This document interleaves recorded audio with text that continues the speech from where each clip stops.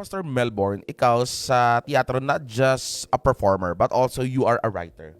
Yes po, sa biyaya ng Panginoon actually yun po yung naging naging kumbaga more naka-focus ako sa pagsusulat at pagdidirect. Yes. Bagamat nagpasimula ako bilang actor on stage, Yes. pero mas nakita ko na mas effective ako behind the scene. Yes. Na kumbaga yung kung ano yung naiisip ko, ipapagawa ko na lang doon sa mga gumaganap sa Right. mga Oo. artista.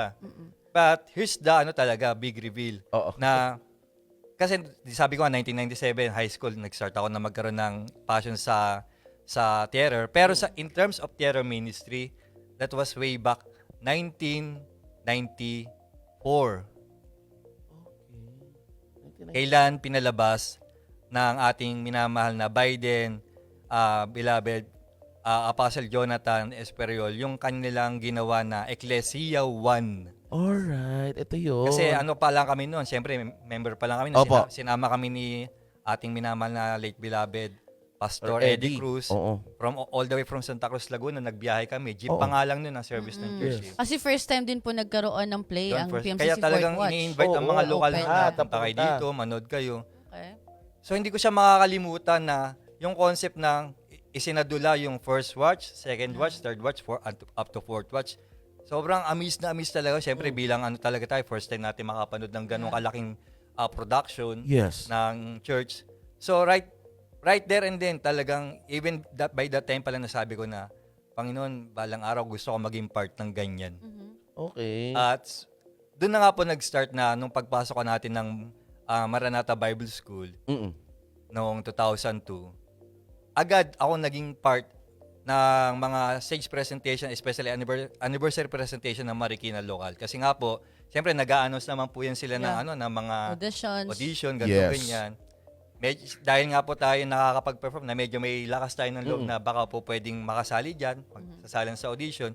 Biyaya naman po napapasali po tayo. Like gaya nga po ng mga nakaraan na mga lights and sound presentation Yeah. natin. Way back then, recorded pala mga stage play natin noon. Merong Joseph, A Great Deliverance. Umiikot pa yan sa buong Marikina. Oo. Nakasakay kami, naka-costume, nakasakay sa truck. Totoo. Mag-iikot sa iba't ibang kalsada para i-announce na meron kaming ganitong stage play, manood po kayo. So after nung Joseph A Great Deliverance, merong Ang Larawan, merong Ang Puno, Ani, madami, sunod-sunod yun. Ayan yun, nakasakay kami sa truck habang I na see. Oo Siyempre, nga, yung no. mga nakakita, magkaka-interest sila na manonood true. sila. Ganun. Right. Kailan naman po yung nag-start naman kayo na mismong kayo na ang nagsulat ng ating Ah. mga theater play? Sa biyaya kasi ng Panginoon na tayo po ay, bukod sa sumasali tayo sa mga anniversary presentation ng Marikina, sumasali din po tayo sa mga MBS night presentation, Kata Camp, or convention man yan. Dati nga dito pa ang convention nun na Yeah. sobrang full pack yung ating fifth floor ng mga delegates. Lagi kaming, especially nga nung mga panahon na kami ay under pa lang ng paghubog na ating mga minamahal na Teacher Jen, Gatbunton, o Madhay na ngayon, Teacher Rodel, Teacher Aina de la Torre, Mm-mm. Teacher Reza. Sila talaga yung mga hindi ko makakalimutan na talagang humubog sa amin sa larangan ng Terra Ministry. Alright. Dahil ultimo si Teacher Reza, dumating siya dun sa point na ikaw na ang magsulat niyan, ikaw na ang mag-direct niyan, kaya mo na yan. So, syempre, bilang gusto natin, Ikaw na lahat. bilang ayaw natin biguin niya ating mga tagapamuna, ating mga tagapagturo, That is true. sinikap natin. At sa biyaya ng Panginoon ay nagkaroon kami ng MBS night presentation way back 2007, Tugon, na ako na yung writer, ako din yung magdidirect, tapos dahil wala na akong main character, ako din yung gumanap. Grabe, no? Baga, Grabe, wala na, Pastor. pasensya na, pagtyagaan nyo na lang po ako. Ganun yung nangyari. Pero sa biyaya naman ng Panginoon, ayan po, sa biyaya naman ng Panginoon ay marami po talaga ang pinagpala sa Yes, panonood God. ng mga Amen. ganyang presentation.